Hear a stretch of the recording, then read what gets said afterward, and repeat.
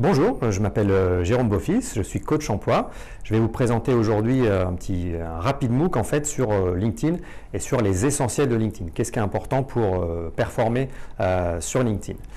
Petit rappel, même si peut-être vous le savez déjà, LinkedIn c'est le principal réseau professionnel dans le monde, et en France il y a plus de 10 millions d'utilisateurs chaque mois, donc voilà, c'est important que vous y soyez et vous allez pouvoir y trouver beaucoup d'interlocuteurs qui vous intéressent.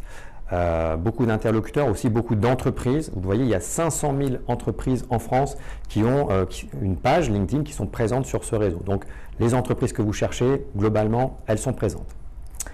Dernier chiffre, je ne vais pas vous saouler de chiffres, dernier chiffre, il y a 85% des recruteurs en fait, qui utilisent ce réseau pour vérifier les antécédents des candidats et qui aussi vont chercher des candidats sur ce réseau. Donc voilà, que vous y soyez présent, c'est essentiel. Maintenant, pour que votre utilisation et votre présence soient efficaces, évidemment, il faut que vous ayez un bon profil LinkedIn.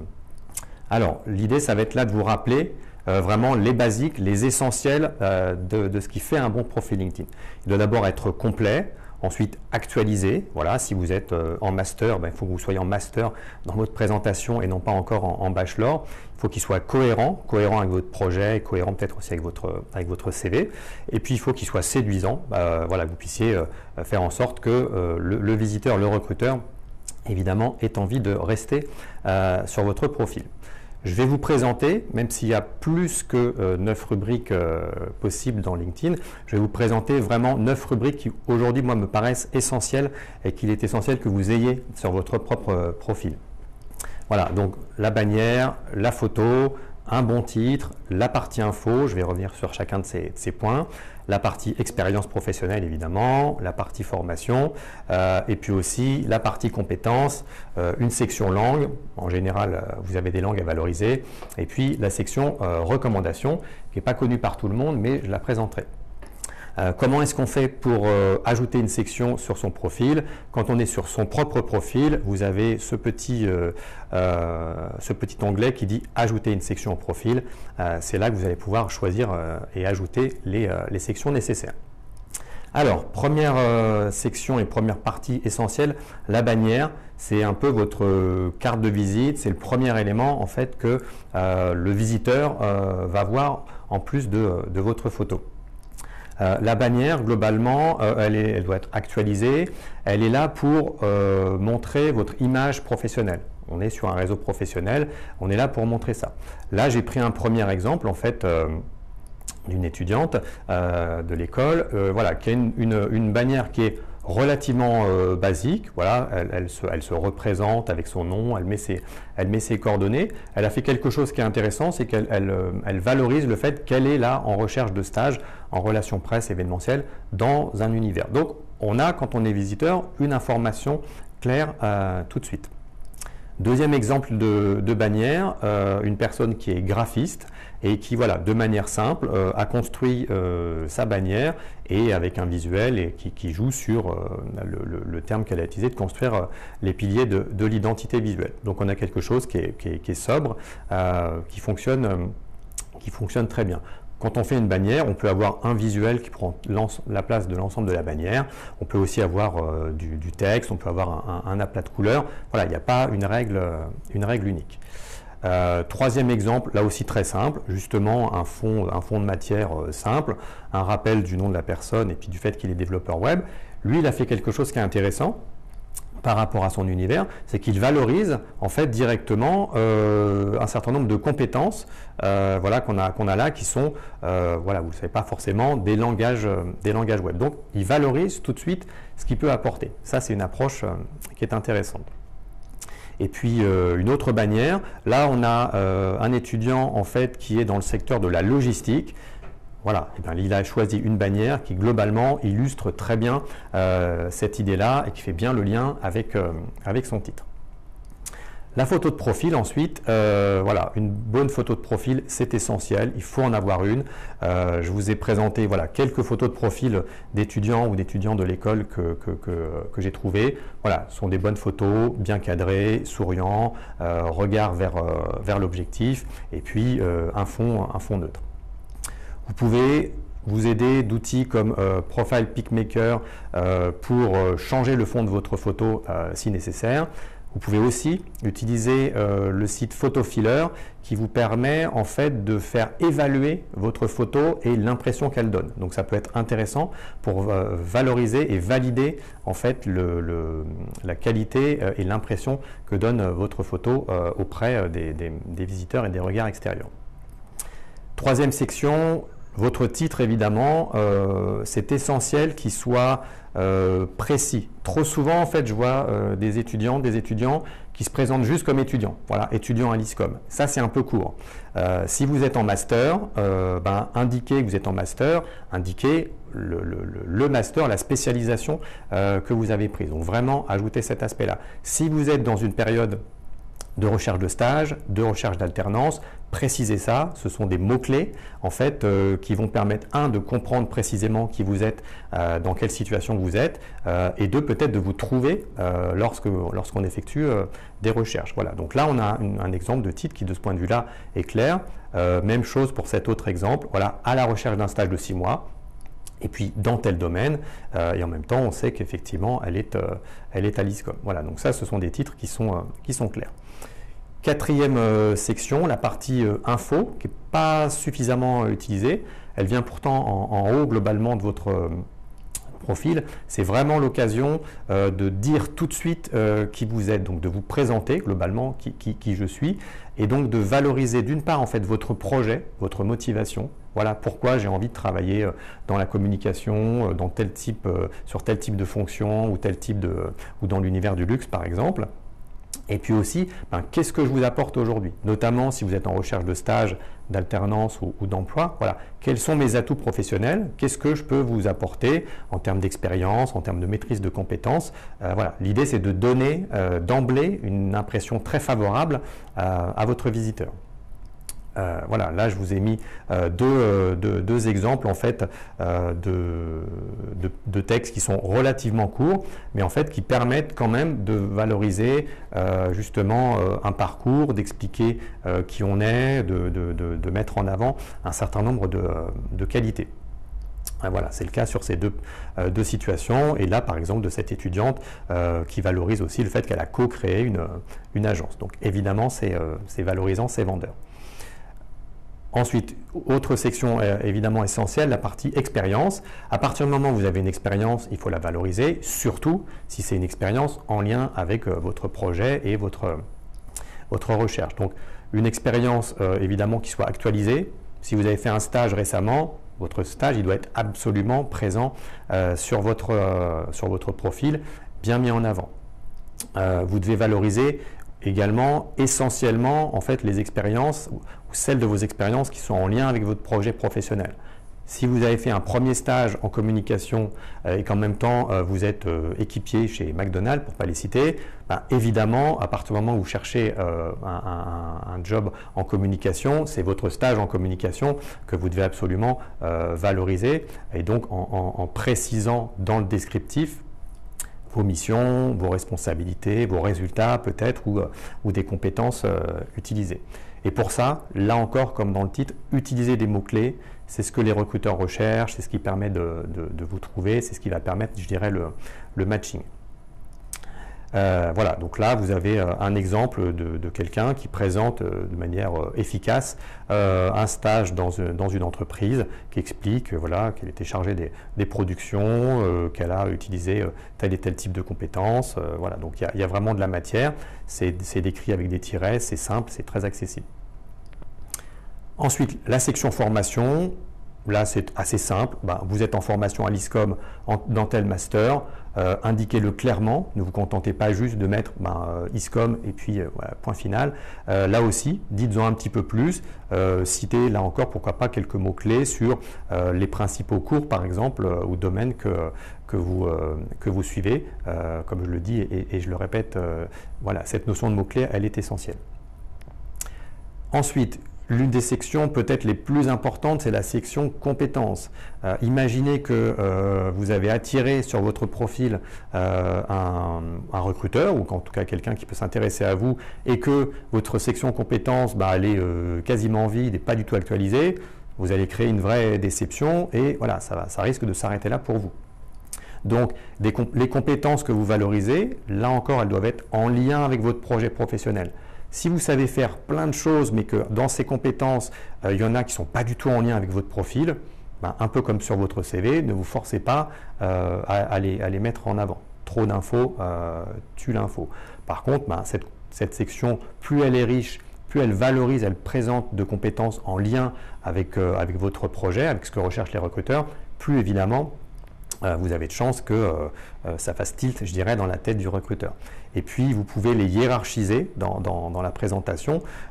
C'est dans votre intérêt que le recruteur voit d'abord les compétences qu'il attend en premier et dont vous savez que sur tel type de poste, en effet, elles sont attendues. Voilà, c'est ce qui va permettre effectivement ce matching. Voilà, donc là, effectivement, on met en avant du marketing, influence stratégique, stratégie créative, des outils, ça peut être des logiciels de la suite Adobe ou autre. Voilà, il y a beaucoup de choses. À vous de savoir quoi valoriser. Autre section, la section langue. Vous pourriez évidemment valoriser là où les langues que vous maîtrisez dans la section compétences. Ce n'est pas interdit de le faire. Maintenant, il y a une section langue spécifique. Donc, je pense qu'il vaut mieux valoriser une langue dans cette section, d'autant que dans cette section, en fait, LinkedIn vous permettra d'indiquer en fait votre niveau de compétence. Voilà, là, on voit des exemples avec compétences professionnelles ou bilingues ou langue natale. Si vous mettiez l'anglais par exemple dans la section compétences, vous ne pourriez pas indiquer votre niveau de maîtrise. Là, ça donne une information plus précise en fait au recruteur. Autre section, la dernière que je vous présente, même si je vous l'ai dit, il en existe d'autres, c'est la section recommandations, que je vous recommande chaudement pour faire un mauvais jeu de mots. Pourquoi je vous la recommande et qu'est-ce que c'est? La recommandation, c'est, imaginons, vous avez fait un stage dans une agence de com, votre stage s'est très bien passé, vous avez eu un très bon contact avec votre manager, votre maître de stage, et bien cette personne peut rédiger sur votre profil LinkedIn un texte dans lequel elle va mettre en avant le fait que vous étiez une stagiaire très sérieuse, compétente, professionnelle, avec tout un tas de qualités, de créativité, de rigueur, et ainsi de suite. Donc voilà, ça veut dire quoi? Ça veut dire que le visiteur qui va venir sur votre profil, il va avoir un a priori positif parce que quelqu'un effectivement valorise la personne professionnelle que vous êtes. Donc ça vaut vraiment la peine de le mettre en avant. Donc c'est un avantage concret. Cette recommandation, ce type de recommandation, ça peut être fait par un maître de stage, ça peut être fait par un manager, ça peut être fait par d'autres collègues. Voilà, n'hésitez pas à les multiplier, c'est dans votre avantage. N'allez pas par contre utiliser une recommandation qui serait faite juste par un autre étudiant, une autre étudiante. Ça n'a évidemment pas la même valeur. Et puis, vous pouvez aussi, et c'est un échange de bons procédés, en fait, recommander vous-même les personnes qui vous recommandent. Votre maître de stage, si vous avez été très content de cette personne et qu'elle vous a recommandé, elle sera peut-être ravie, elle aussi, effectivement, que vous puissiez rédiger sur son propre profil une recommandation qui, par définition, est positive. Voilà, donc ça, c'est vraiment quelque chose que je vous recommande, un réflexe à développer. Voilà, là j'ai pris un exemple d'une étudiante qui avait au moins deux recommandations sur son profil. Voilà, de quelqu'un qui dit j'ai eu la chance d'accueillir telle personne, elle est force de proposition, c'était un plaisir, elle apprend vite. Voilà, évidemment, si je suis recruteur et que je lis ça, ça me donne une impression positive. Et en plus, si j'ai envie d'aller questionner Mélanie, la manager, pour en savoir un petit peu plus, je pourrais le faire. Alors, comment est-ce qu'on fait ça? Pour pouvoir demander une recommandation, il faut être connecté avec la personne à qui vous l'a demandé. Une fois que vous êtes connecté avec cette personne, vous allez pouvoir en fait sur la partie plus dérouler ça et puis solliciter une recommandation. Vous pouvez aussi recommander, mais solliciter une recommandation. Et une fois que vous faites ça, vous avez un champ qui s'affiche. Vous allez indiquer quel était votre niveau de relation. Voilà, c'était par exemple mon manager. Quel était le poste? Voilà, c'était quand j'étais stagiaire chez Chanel par exemple, et puis écrire un petit mot à la personne. Elle va le recevoir, elle va écrire cette recommandation et elle vous l'enverra et elle viendra ensuite s'implémenter en fait sur votre profil. Voilà, donc c'est très simple à faire, mais vraiment je vous incite à développer ce réflexe. C'est dans votre intérêt. Voilà, votre objectif sur LinkedIn, c'est de vous valoriser, c'est de vous mettre en avant. Cet aspect-là vous permet effectivement de le faire d'une manière supplémentaire et surtout parce que ce n'est pas simplement vous qui dites je le vaux bien, d'autres le font à votre place. Donc ça renforce effectivement la qualité de votre profil. Voilà, là globalement on a fait un point sur l'ensemble alors pas l'ensemble des sections, je vous l'ai dit, il y en a d'autres, hein, donc à vous de voir s'il y a d'autres sections qui peuvent correspondre à vos besoins, mais en tout cas vraiment l'essentiel des sections que vous pouvez trouver et que vous devez avoir sur votre profil LinkedIn. Je l'ai peut-être dit tout à l'heure, si vous avez un profil LinkedIn qui n'est pas suffisamment bien rempli, qui n'est pas complet, qui n'est pas valorisant, vous allez créer de la déception chez votre visiteur. Imaginez que vous avez un visiteur avec qui vous avez fait du réseau ou qui vous a repéré d'une manière ou d'une autre, qui vient sur votre profil et qui ne trouve pas beaucoup, par exemple, de compétences sur votre profil, alors que dans l'absolu, vous en avez nettement plus. Vous allez créer une vraie déception chez cette personne et puis ça risque de s'arrêter là. Donc le bon profil, c'est l'essentiel pour ensuite passer à d'autres phases qui sont celles, par exemple, de chercher, de trouver un stage, une alternance, un emploi ou de faire du réseau de manière efficace pour vous valoriser de manière très positive. Alors trouver un job, vous allez pouvoir bénéficier des offres qui sont présentes sur LinkedIn. LinkedIn n'est pas un site emploi, un job board. Malgré tout, il y a une partie emploi qui est très utilisée par les recruteurs. Il y a aussi d'ailleurs de temps en temps des offres, ce n'est pas le plus fréquent, mais qui apparaissent directement dans un poste. Donc, pour trouver un job, vous allez pouvoir d'une part bénéficier d'offres, d'autre part faire du réseau, voilà, puisque vous allez pouvoir trouver des personnes qui correspondent au type de job que vous trouvez, que vous cherchez, ou bien aux entreprises que vous visez, et puis vous allez pouvoir aussi communiquer, ce qui va vous permettre de développer des opportunités. Alors, les offres, vous les avez essentiellement dans la partie emploi. Donc, vous pouvez aller dans la partie emploi ou tout simplement taper en fait le type de poste que vous recherchez. Là, j'ai pris un exemple, par exemple, avec responsable événementiel sur Paris. Et le site me propose ensuite un certain nombre de postes et d'annonces qui correspondent. Alors, voilà, comme sur tous les sites, parfois effectivement ce qui est proposé ne correspond pas, mais dans l'ensemble, vous allez trouver tout un tas d'annonces qui correspondent à votre besoin. Voilà. Ensuite, c'est comme sur un site emploi classique, voilà, vous allez postuler. Sachant que, précision, vous avez le système des candidatures simplifiées qui va être un système de matching, c'est-à-dire que le site va aller chercher, l'annonce va aller chercher sur votre profil ce qui pourrait correspondre. D'où l'intérêt, comme je l'ai dit tout à l'heure, d'avoir un profil le plus complet possible pour un matching efficace.